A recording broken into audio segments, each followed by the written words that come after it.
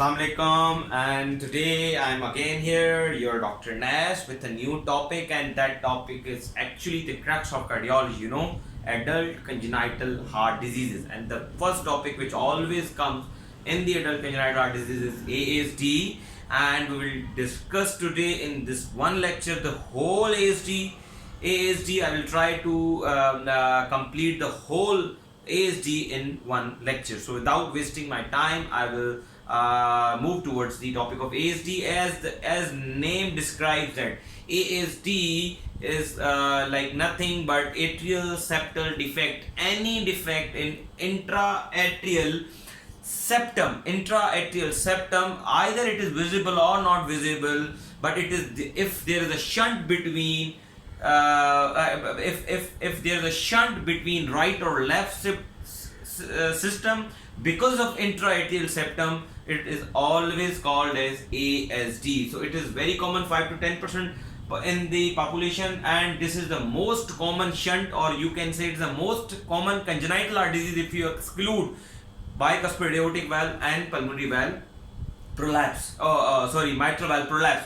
So if you exclude two of them, then the ASD will be the most common adult congenital heart disease. And what are the problems if this? Because most of the time ASD remains asymptomatic, but because of asymptomatic, usually patient doesn't report to you, patient will not come to you with the symptoms, and it is most of the time or always incidental finding. Then then you will ask me that, Dr. Naveed, why would we close it?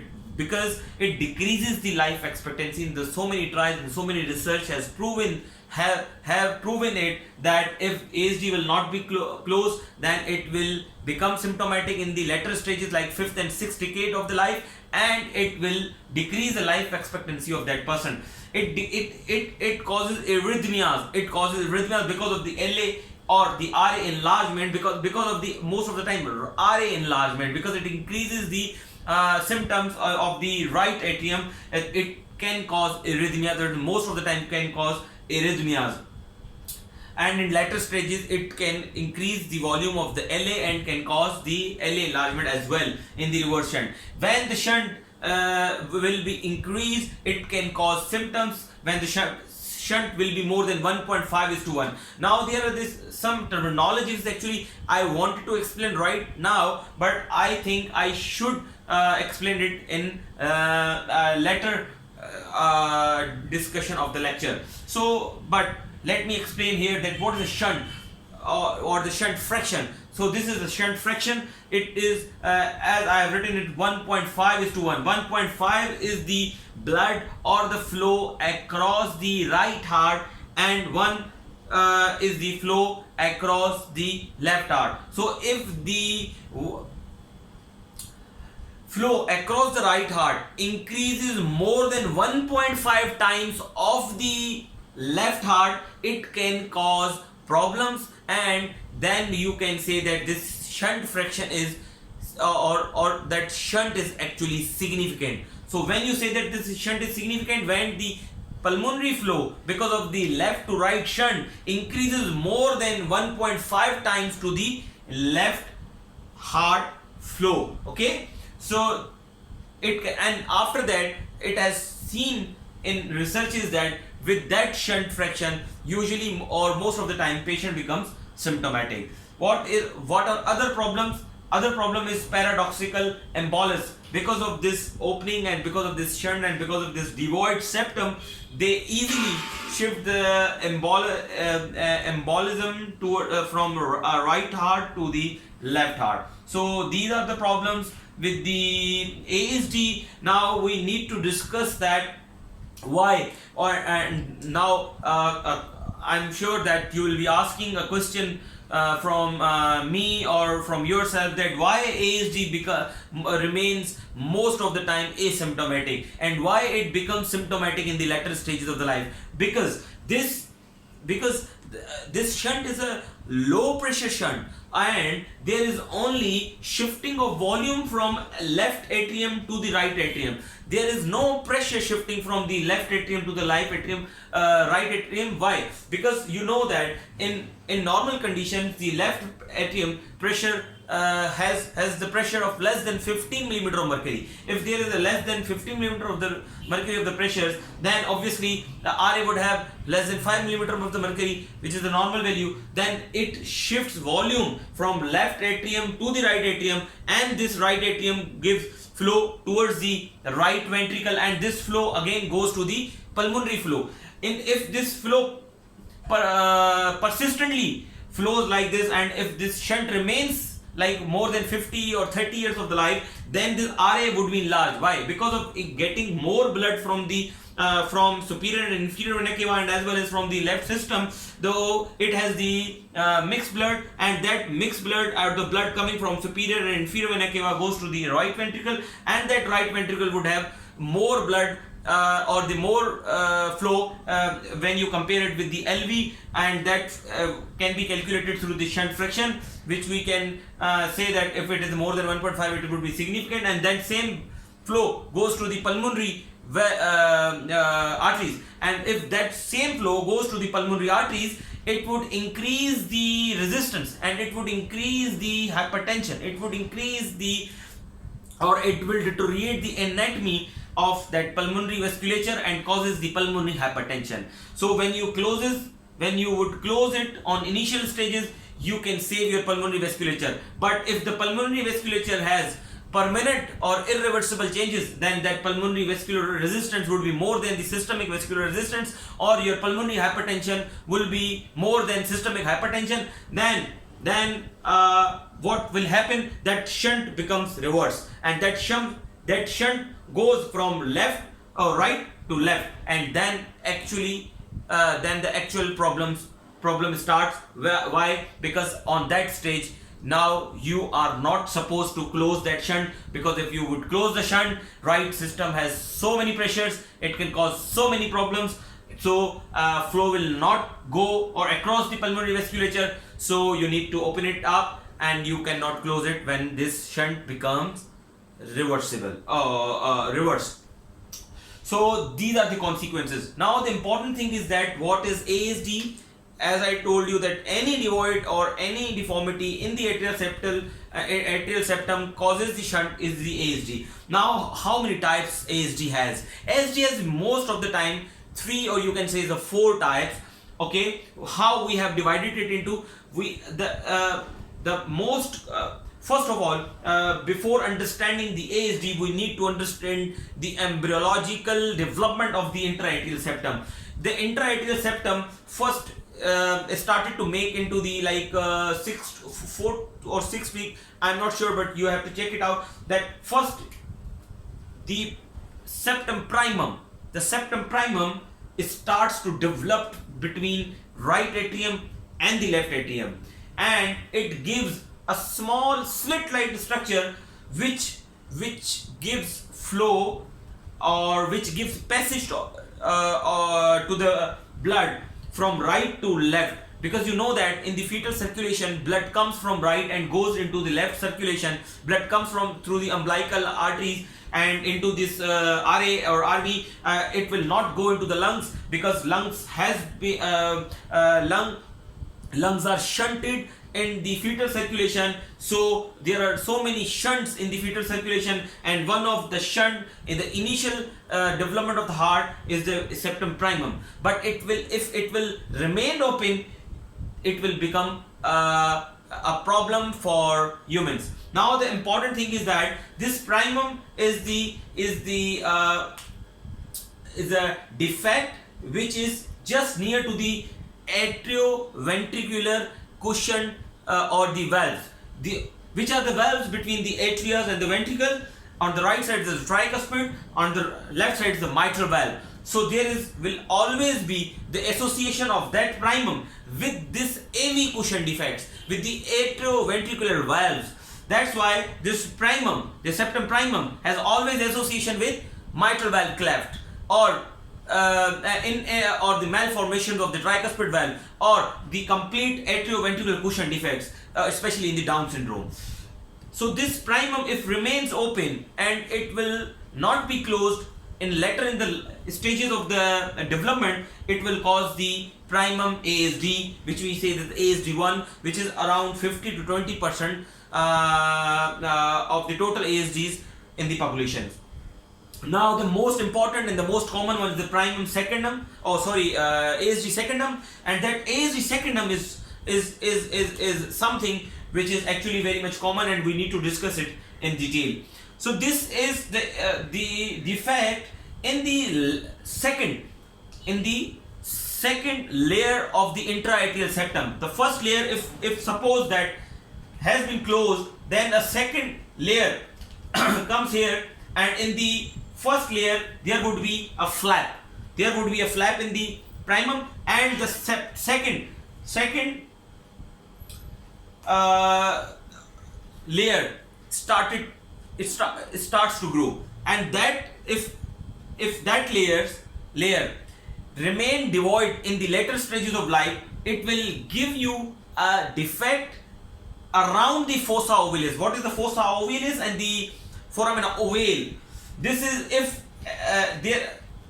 fossa ovalis means there is a depression in the center of the septum, and that depression gives a passage to the blood normally in the fetal circulation with that flap, and that passage, if it remains open because of that blue line, which if you are appreciating that if it is closed by the secundum septum, then there would be no ASD. But if it will not be closed by septum secundum, it will give you a ASD secundum near the foramina ovale and fossa ovalis. What is the foramina ovale and fossa ovalis? Why it is important to discuss? Because that flap which is attached at behind towards the LA gives passage from right to left blood, give passage to the blood from right to left side. Okay, just stay with me please, just to make it understand, just to learn by heart all these situations. I just want to make your concepts clear, so please stay with me. So if the pressure of the right sided is higher in fetal circulation, okay, and in left side it is lower. Why? Because in fetal circulation, as I told you, that blood circulates from right to the left heart, and you need to you need some shunts to make the blood flow from right to the left heart. So these are the shunts. If primum has been closed, now the question arises for the secundum, and secundum is about to close, and there is again there would remain a pet foramina ovale. What is the foramina ovale? There is a shutter like structure here. If you are appreciating that this red like flap, this is a shutter like structure. Whenever there would be a increased right heart pressure, this shutter will remain open. Why it will remain open? Because pressure is more here, and it is like pulling it up. It is like pushing it, and to open it, to flow the blood here, to flow the blood here, to flow the blood here.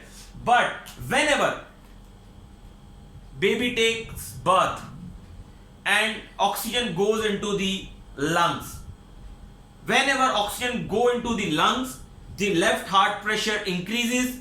This flap will close. Why? Because of increased LA pressure. Then LA pressure would be increases, and blood comes from the lungs to the LA and push this flap towards the septum and makes it close, or close it, or this shutter will remain closed. And if it remain closed for like months and years, then the what you say is that endothelization occurs, and that PFO will become this foramina ovale will be closed.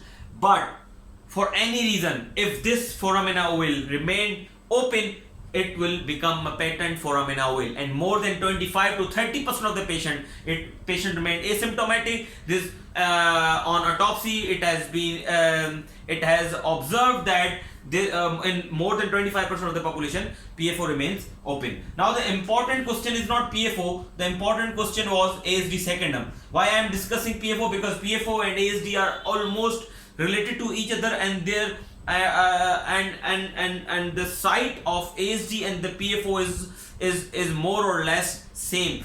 ASD secondum is also central, and PFO is also central around the fossa ovalis.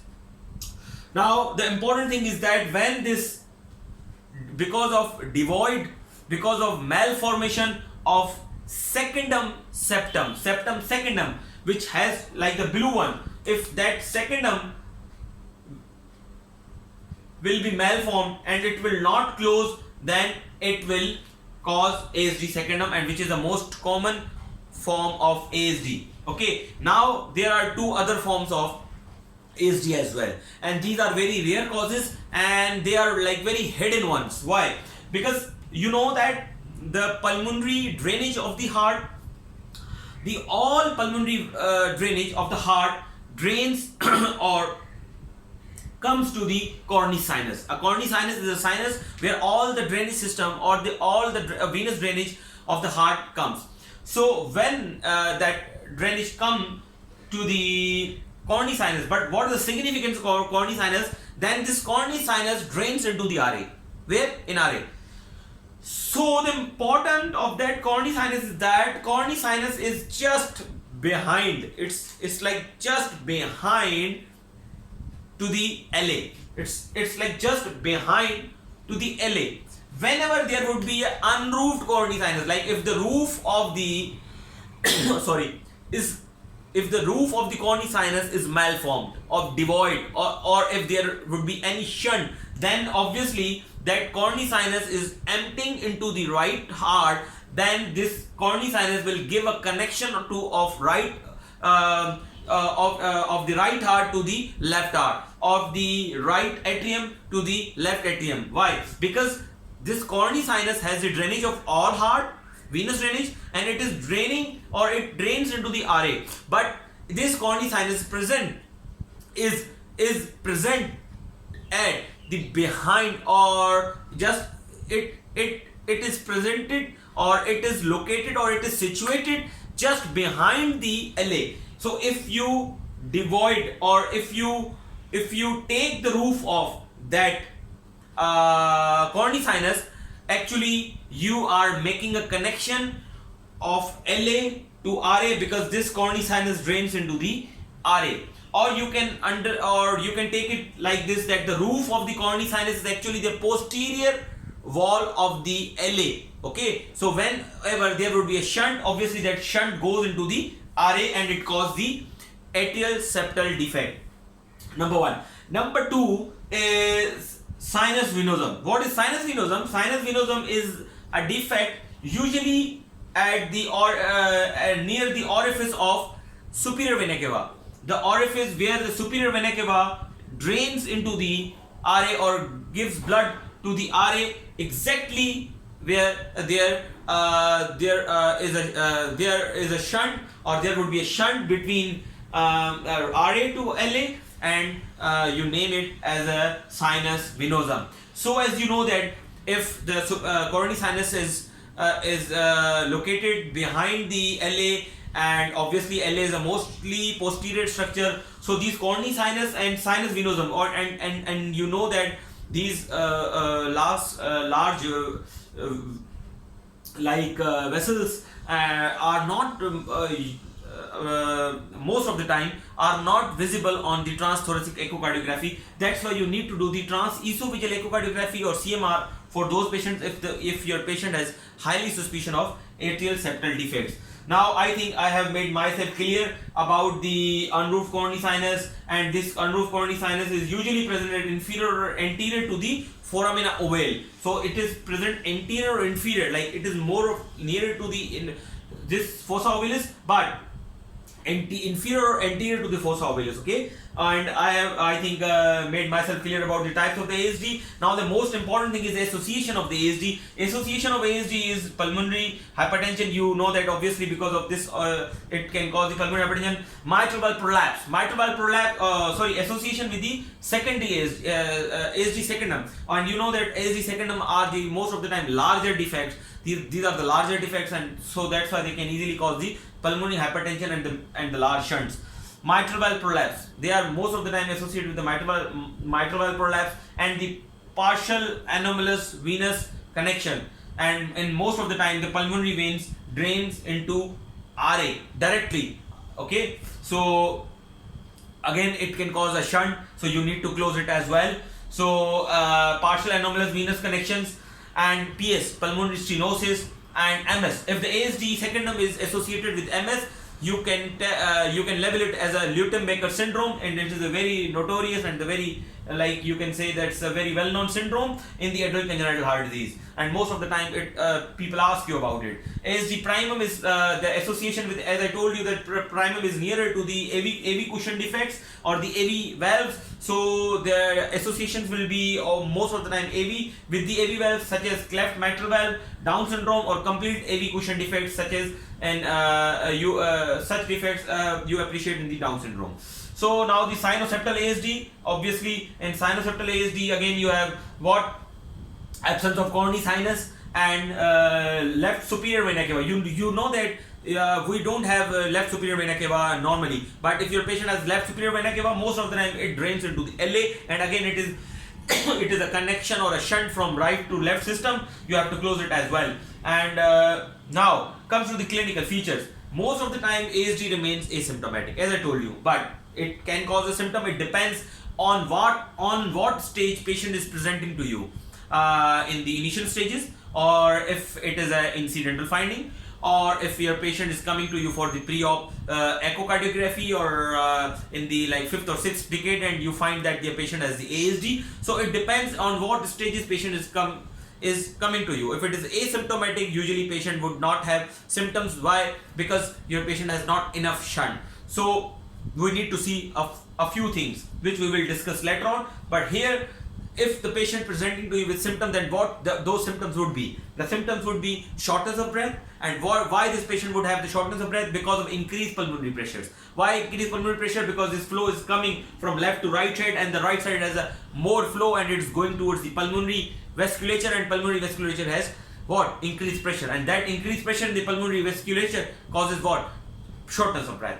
Now comes to the exercise intolerance. Same is for the exercise intolerance. Because of the pulmonary hypertension, your patient would have a decreased exercise tolerance and the arrhythmias. Why arrhythmias? Because of the RA enlargement, RV enlargement, and in some cases LA enlargement can cause the arrhythmias. Now comes to the on examination. If patient is presenting to you, and if it is on initial stages, and if he or she has not the Eisenmenger or syndrome. Why? Because in Eisenmenger syndrome, the features will be changed, okay, and the findings would be changed. So in a normal ASD or in a simple ASD, what would you appreciate? The fixed or wide splitting, okay, fixed or wide splitting of the heart sounds, and there would be a soft systolic heart sounds at the pulmonary area. Why? Because of the increased flow across the pulmonary valve. So you will get the soft systolic pulmonary murmur, okay, and that would be the flow murmur. That would not be the murmur of PS, okay. That would be the murmur of ASD because of increased flow across the pulmonary valve. Now the important thing is that your patient would have the functional the murmur of functional TS. What is TS? Tricuspid stenosis. Why your patient would have the functional TS? Because if there would be an increased flow from left to right atrium, then obviously that tricuspid has to take more blood from RA and has to send more blood towards what?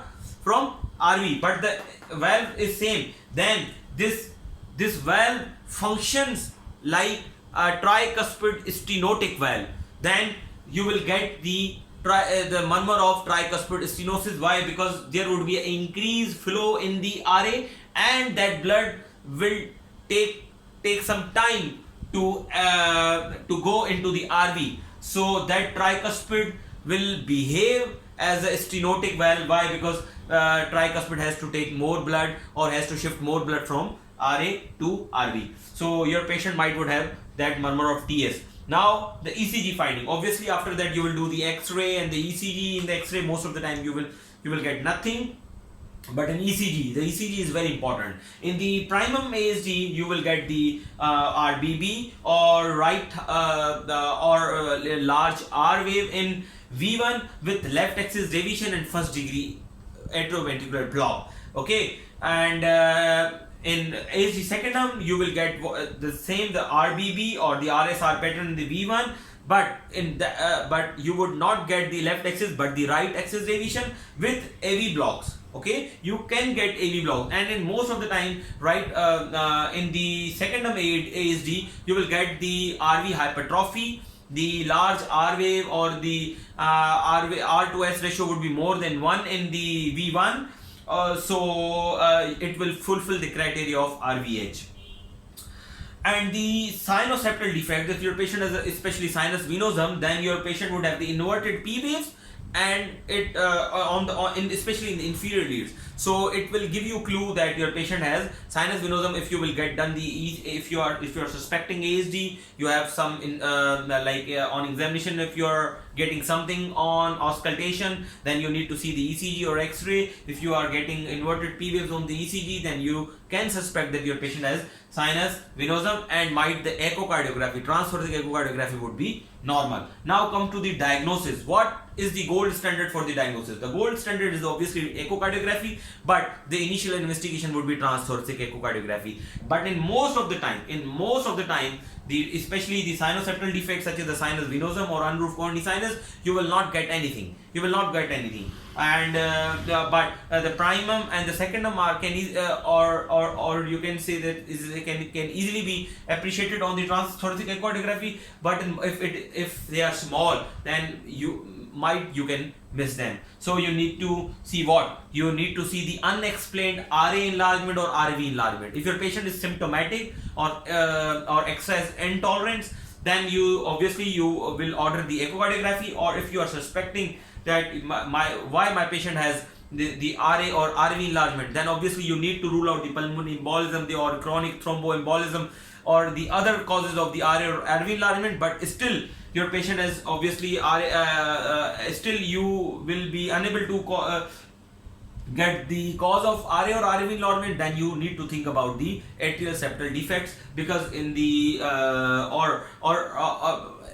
even if that your patient has incidental finding on echocardiography that your patient has a RA or RV enlarged and you are not getting any cause, you need to rule out, or you need to check out for the ASD. Why? As I told you that ASD is the most common defect in the patient, and it usually remains asymptomatic. Now comes to the transesophageal echocardiography. So if you are only appreciating the RA and RV enlargement on the transthoracic echocardiography, then you need to get done the transesophageal echocardiography to see what? To see the posterior structures. As I told you that LA, if coronary sinus is present, is like located or situated just posterior to the LA, then you know that the LA is a posterior structure of the heart. Then you need to see what? You need to see your heart from the back, or you do the transesophageal echocardiography. So unroofed coronary sinus or the sinus vinosum are the best appreciated or can be best studied on the transesophageal echocardiography. But again, if you are not appreciating, if the shunts are very small, so you can not appreciate the shunt or the devoid septum. So you need to do the agitated sline contrast bubble study, and that is the best thing to do for the shunts. So you will do the contrast echocardiography. And again, if still your suspicion is high, or if you have diagnosed your patient with the ASD but you want to see the hemodynamics of the patient, you need to get done the right heart cath on when you will go for the MRI. The MRI, usually we won't go for the MRI in the ASD patient, but if your suspicion is high and you are not getting any shunt on echocardiography because of any technical issues or any other things, and or even though you have diagnosed your patient with the ASD, but you are very much like not like sure about the functions of the right heart or the pulmonary vasculature, you can go for the MRI, because MRI is the best modality to go for the any like anatomical structures and especially for the RV function. Okay, so you can go for the MRI. Now the important thing is that when to close, when not to close, because you know that we have diagnosed our patient with the ASD. Now the important thing is that when to close and when not to close. The when to close. The important thing is when not to close. Why? Because if your patient is asymptomatic, you do not need to close the ASD. If the ASD is small or shunt is less than 1.5:1, then you do not need to close it. If the shunt has become right to left or Eisenmenger, like your shunt has become right to left or reverse, then now it is harmful to close the ASD. Now, this severe LV dysfunction. If there is a severe LV dysfunction and device is performing as a pop-up device and it is giving some blood to the LV, then again in severe LV dysfunction, ASD should not be closed. Now, and during the pregnancy, if your patient has been diagnosed with ASD as an incidental finding, you have to wait till the 6 months after delivery, and after the 6 months of delivery you need to close or you can plan to close the ASD, but before that it is not suitable to close the ASD. Now the important is that closure. When to close? Obviously, when your patient is symptomatic, close. When your patient has RA or RV enlargement, close. If your patient has shunt fraction is more than 1.5:1, it means your pulmonary flow is more than 1.5 to the left left system, then close. And if your patient has symptoms of paradoxical embolism or a history of paradoxical embolism, close. Now, if you have decided to close, then what the things you need to see on the hemodynamic study or the right heart cath. So I am not discussing right heart cath here because I have already made 2 lectures on the right heart cath. You can go and watch those lectures. So PVR, pulmonary vascular resistance, as I told you, is the resistance across the pulmonary vasculature. If it is more than 1/3 of the systemic vascular resistance, the vascular resistance across our systemic vasculature. So if with or without pulmonary artery systolic pressure more than or equal to 50% of the systemic blood pressure or systemic hypertension, if there is such high pulmonary vascular resistance and pulmonary artery systolic pressure, then it is better not to close. If you would even if you want to close it, it would be class 2B. It will not be class 1 to close that shunt, that ASD. Why? Because pulmonary vasculature hypertension has been advanced, and your pulmonary and your hemodynamic study shows that almost your pulmonary vasculature has been advanced or has been gone towards the irreversible damage. So if you will close the shunt, it will give some harm to the patient. So it is better not to close. But even if you want to close it, it would be class 2B. It will be pocket practice, not the patient practice. Okay. So, but if your patient has no like PVR less than 1/3 and SVR, PVR would be less than 1/3 to the SVR, or pulmonary artery systolic pressure would not be more than 50%, like it is less than 50% of the systemic hypertension, such as if your systemic hypertension has systolic pressure of 110, but your pulmonary artery systolic pressure is less than 55, so it means that your patient has less than pulmonary artery systolic pressure to the systemic hypertension. Okay, so and same as for the PVR and the SVR. So if the PVR and the pulmonary systolic pressure is not such higher, then it is class 1. Usually most of the time you have to close it. Now we have decided that we have to close the shunt. Now the important is that either we need to close it through cath or device or surgery, because you have 2 options to close the ASD. Number 1 is cath or with the device closure through the catheterization, and second is surgical closure. So what are the conditions in which surgical closure is better or surgical closure is favorable? So obviously in past decades we have been closing the ASD for like in many decades with the surgical closure, but now we have FDA approved devices and catheters to close the ASD as well. Now, what are the conditions in which surgical closure is better? Number one is the ASD primer or sinus-septal ASD, such as if you have a patient as an unroofed cornea sinus, surgical closure. If your patient has sinus vinosum, surgical closure. If your patient has a sinus ASD primum, surgical closure. But if your patient has ASD secondum, then only you can consider for the device closure. Now, the important thing is inadequate rims. Obviously, if your patient has ASD secondum, now you have to see for the size. Number one, if your size is more than 35, it means you cannot close it with the device, because you won't have so much bigger devices, or that ASD will not be suitable to close through the device if the size is more than 35. Now, the important is inadequate rims to hold the device. Because ASD is surrounded by so many rims, or surrounding by so many structures such as aorta, superior vena cava, inferior vena cava. So you need to see that our device will not impinge or cause any destruction to the, especially to the aorta. So you need to see for the rims as well. Okay. So if you have inadequate rims, again you will not close it with the device. You have to close it through the surgical. And associated anomalous pulmonary drainage. If your patient has already other shunts as well, because if you're as I told you that if your patient has persistent left superior vena cava draining to the LA, or if your patient has a partial anomalous venous connections or pulmonary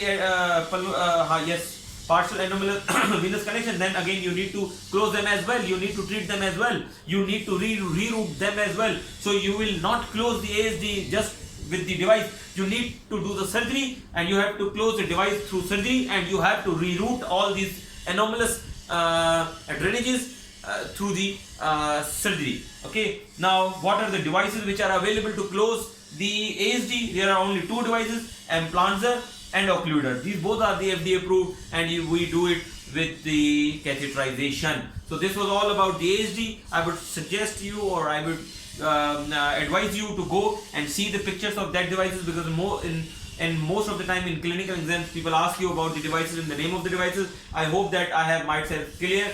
So share these lectures, because this lecture was very much like typical and difficult. So I have tried my best to make you guys understand, or just make this ASD for you guys easier. Okay. So always remember me in your prayer.